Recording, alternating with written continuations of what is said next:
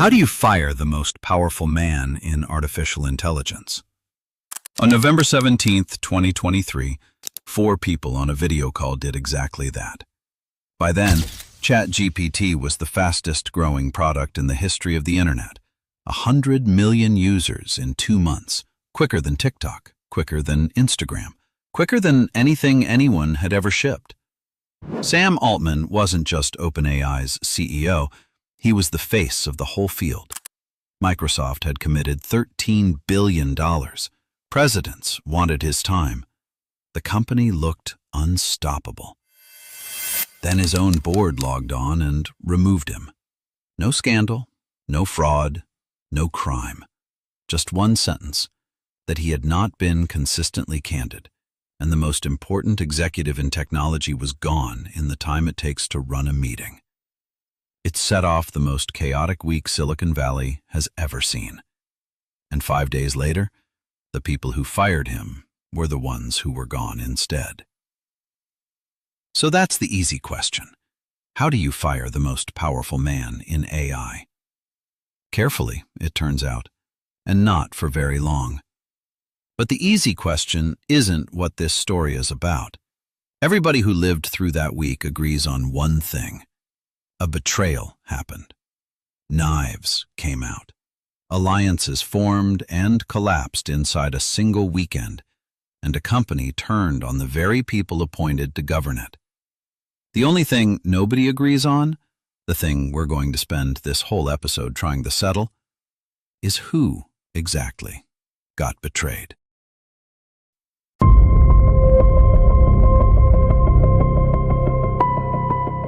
The most famous betrayal in history was carried out by a man who was certain he was a hero.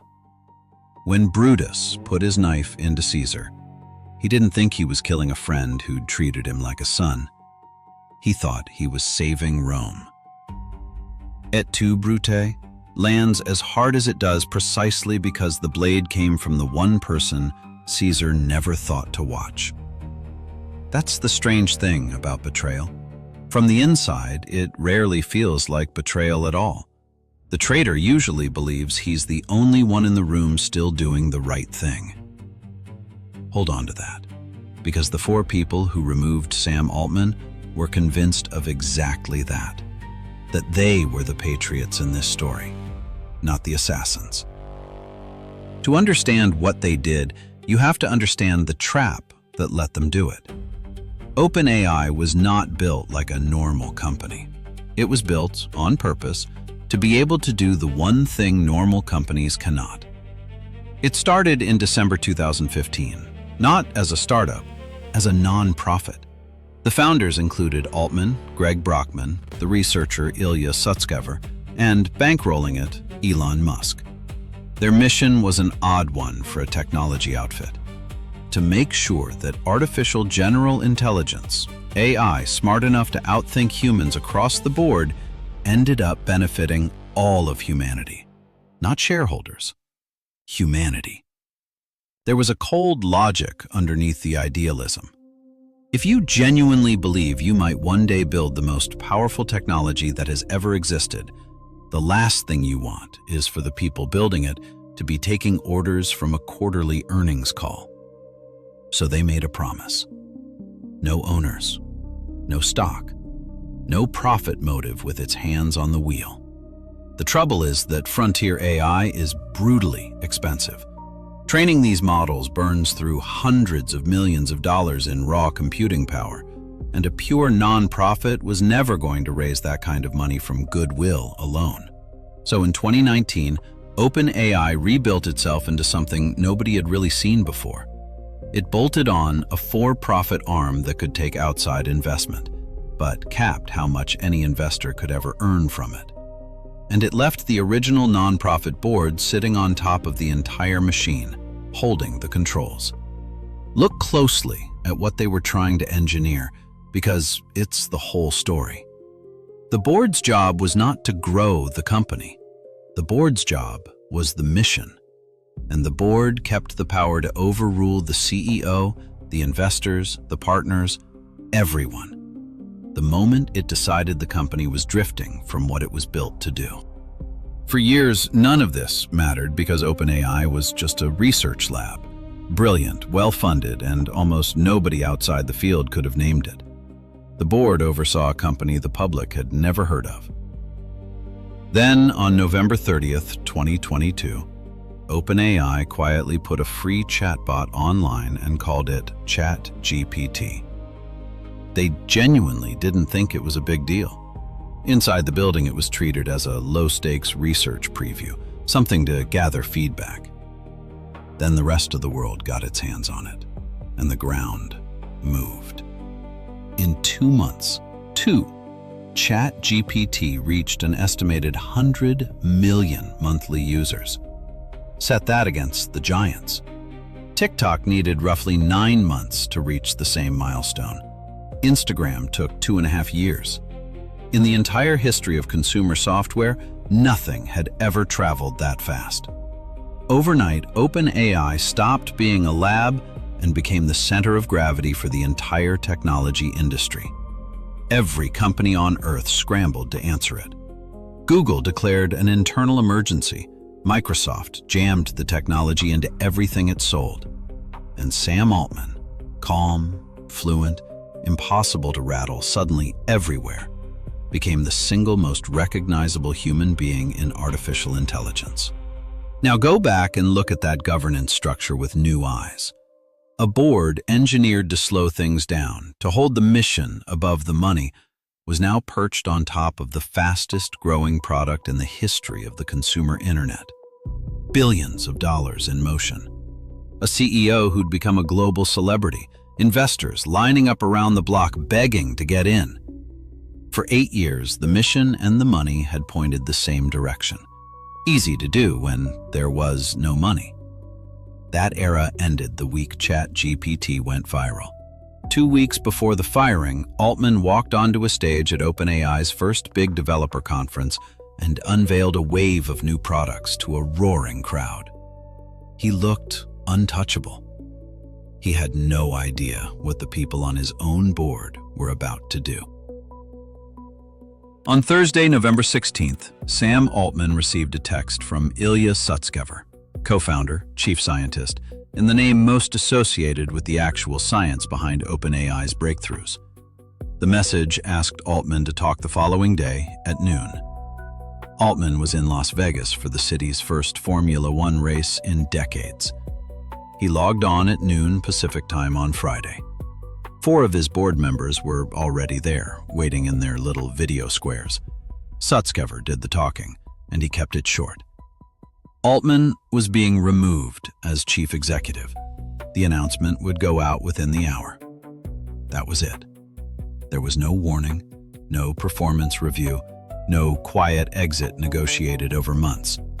The most powerful man in artificial intelligence found out he'd been fired the way you'd find out a meeting got rescheduled. Minutes later, the public statement hit. The board said it had run a review and concluded that Altman had not been consistently candid in his communications with the board, that this had hampered its ability to do its job, and that it no longer had confidence in his ability to lead. Then it kept cutting. Greg Brockman, co-founder, president, chairman of that same board, was told he'd lose his seat but could stay on as president. Within hours, Brockman quit outright. Mira Murati, the chief technology officer, was named interim CEO. By nightfall, senior researchers were resigning in protest. And here is what the entire world noticed in the same instant. What the statement didn't say. No embezzlement, no safety catastrophe, no specific, nameable wrongdoing a stranger could point to and understand. The most consequential firing in the history of technology had been justified with a single, careful, almost lawyerly phrase. Not consistently candid. To Altman's allies, that vagueness was the whole tell, a coup wrapped in HR language. To the board, it may have been the most precise 4 words they had. We will come back to that, because the meaning hidden inside that phrase is the entire argument. For now, the shape of it was brutally simple. 4 people had reached for a structure built 8 years earlier for precisely this moment and used it to remove the most important executive in the industry. The kill switch had finally been pulled. Within 72 hours, it would blow up in their hands. The board had power on paper. What it did not have was an army, and it had just declared war on a company that worshipped the man it had thrown out. The first phone call that mattered came out of Redmond, Washington. Microsoft's chief executive, Satya Nadella, had been blindsided. $13 billion riding on OpenAI, and not so much as a heads up. Because, remember, Microsoft had no seat at that table. Reports described him as furious. Almost immediately, he started leaning on the board to undo what it had done. Across the weekend, the whole thing came apart faster than anyone could hold it together. The board went hunting for a replacement CEO. Altman, meanwhile, was being courted from every direction at once. On Sunday, he turned up at OpenAI's own headquarters wearing a visitor's badge, a guest inside the company he'd built, and posted the photo for the world to see. There was a deadline that evening for the board to bring him back. It came and went with no deal. So Nadella played his card. Microsoft announced it was hiring Sam Altman and Greg Brockman to run a brand new advanced AI group inside Microsoft, and that any OpenAI employee who wanted to follow them would find a job waiting. In a single move, he'd turned a corporate divorce into the threat of a total acquisition by talent raid. The board's reply was to name its second interim CEO in 3 days, Emmett Shear, co-founder of Twitch. And that is the moment the company itself rose up. A letter began moving through the staff. It demanded the board resign and reinstate Altman and Brockman.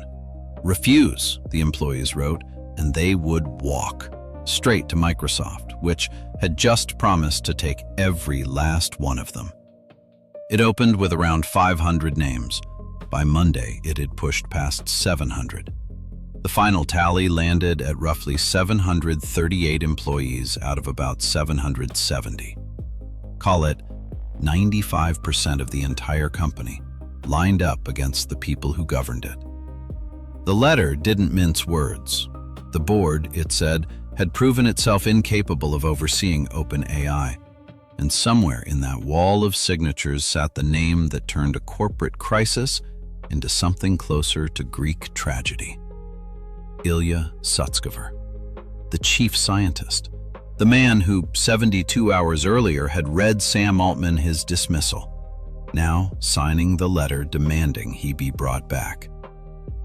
The same day, Sutskever posted publicly that he deeply regretted his part in the board's actions, that he'd never meant to harm OpenAI, and that he would do whatever he could to put the company back together. The man, widely believed to have set the firing in motion, had switched sides. The coup was devouring itself. Investors threatened to sue, reporters camped on the doorstep, and the board, 4 people who had acted in their own minds to defend the mission, watched the entire company they were trying to protect line up to bury them. They had the legal authority to fire the CEO. They never had the power to make it stick.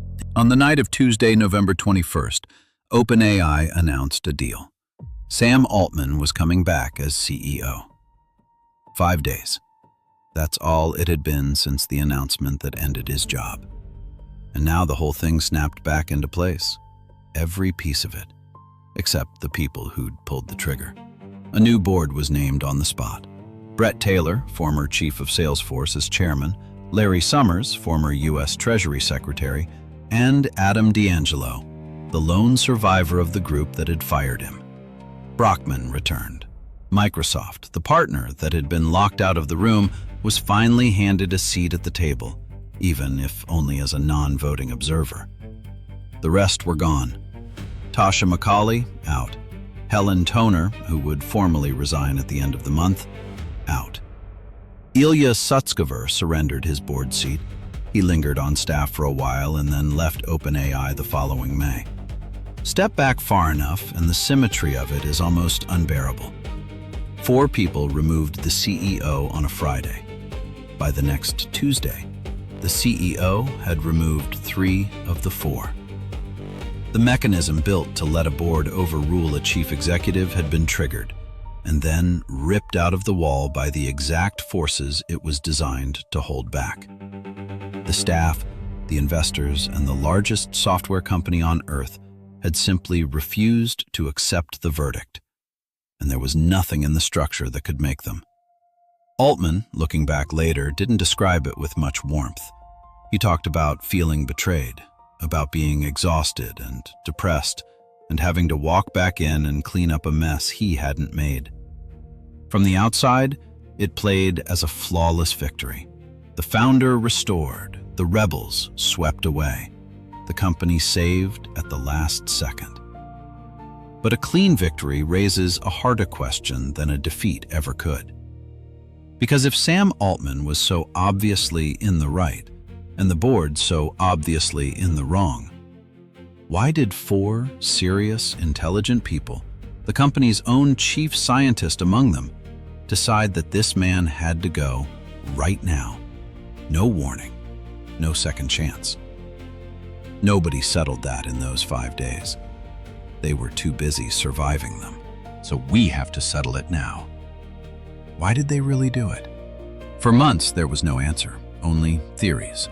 The popular one was that this had been a fight about AI safety, that the board wanted to pump the brakes and Altman wanted to floor it. It was a tidy story. It was also, according to the board's own members, wrong. Days after the firing, Helen Toner stated flatly that the decision had nothing to do with wanting to slow OpenAI's work down. The fuller version came later, from Toner herself, and it was not flattering. She described a CEO who, in her account, made it difficult for the board to do its job, withholding information, misrepresenting what was actually happening inside the company. Her examples were specific, and they stung. The board, she said, found out that ChatGPT had launched the same way you and I did, by reading about it afterward. She said Altman hadn't disclosed that he personally owned a fund OpenAI itself had set up.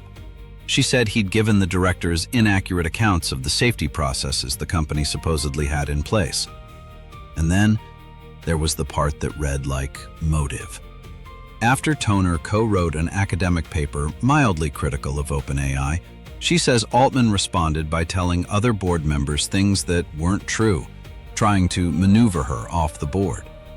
She said senior executives had come to the directors describing a toxic environment, using, in at least one telling, the words psychological abuse, and warning them they didn't believe Altman would ever change.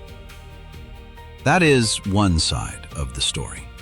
It comes from someone who was in the room, and it deserves to be taken seriously. Here is the other side, and it is every bit as serious. Altman's defenders, and after the revolt, that was very nearly the whole company, pointed to one stubborn fact. Whatever the board believed it saw, 95% of the people who actually worked with Sam Altman day in and day out chose him. The investors chose him. Microsoft chose him. A board that hemorrhages its entire workforce in 72 hours does not look like a board exercising sound judgment. Maybe the directors had real concerns. Maybe they were also inexperienced, isolated, and badly out of their depth, and dressed up a personality war as a matter of high principle. So the new board did something genuinely unusual. It hired an outside law firm to investigate its own founding catastrophe, turning over tens of thousands of documents and interviewing the people at the center of it. The conclusion was careful, and it refused to take a side. The review found that the prior board had acted inside its authority, but that Altman's conduct had not actually required his removal. It found the firing was not driven by worries about product safety, or the pace of development, or the company's finances, or anything he'd told customers and investors. It came down to something far harder to fit into a press release: a breakdown of trust between a CEO and the board built to watch him, not consistently candid. There was never a smoking gun because there may never have been one to find. What there was, by the board's account, was an accumulation, a slow, compounding sense that they could not fully believe what their own CEO told them inside a company where believing him was the entire job. They decided that was disqualifying. They acted on it, and they learned that being right about a principle is worth precisely nothing if you don't have the power to enforce it. Set the two readings side by side. If you believe Altman, the board was a small, overmatched group that couldn't handle a company moving at light speed and got steamrolled the moment it overreached. If you believe the board, they spotted exactly what they had been appointed to spot: a leader gathering power and managing the truth, and they were annihilated for doing the one job they were there to do. The genuinely unsettling possibility is that neither of them was lying. And then there's the epilogue. It resolves nothing about who was right, and it explains everything. Remember the entire point of OpenAI's design: a non-profit on top, profit capped, the mission walled off from the money. In December 2024, OpenAI announced it would restructure. By October 2025, the job was done. OpenAI became a public benefit corporation valued at around $500 billion. Microsoft took a stake of roughly 27%, worth something like $135 billion. And the caps on investor profit, the ones written in to protect the mission from exactly this, were lifted. The nonprofit didn't vanish. After public pressure, it kept formal control and a large ownership stake, and the mission is still there in writing. But the firewall, the hard wall between the company and unlimited profit, is down. So consider what the board was afraid of back in November 2023. That commercial pressure and concentrated power would gradually capture a company built specifically to resist them. They tried to stop it in 5 days with one violent, decisive act. They lost, and the wave carried them off. And the thing they were afraid of happened anyway. Not in 5 days. Over 2 years. Legally, gradually, with the blessing of investors and regulators and very nearly everyone who works there. So let me hand the question back to you, the one we opened with. We know who got fired. We know who came back. But who got betrayed? The CEO, stabbed by a board that owed its loyalty to him? Or the board, destroyed by a company for trying to protect the one promise the company was founded on? OpenAI fired Sam Altman to prove the mission would always come first.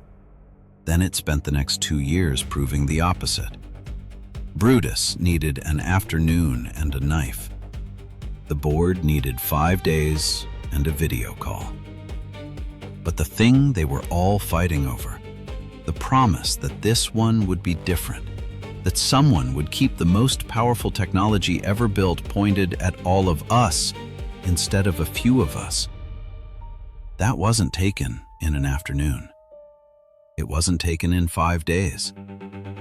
It was signed away over 2 years in conference rooms by people who shook hands and smiled and believed, every last one of them, that they were the ones saving it.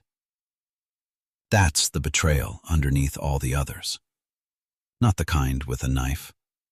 The kind no single person has to commit, because everyone agrees to it. Caesar, at least, got to ask the question. Et tu, Brute? You too? The mission never got the chance to ask.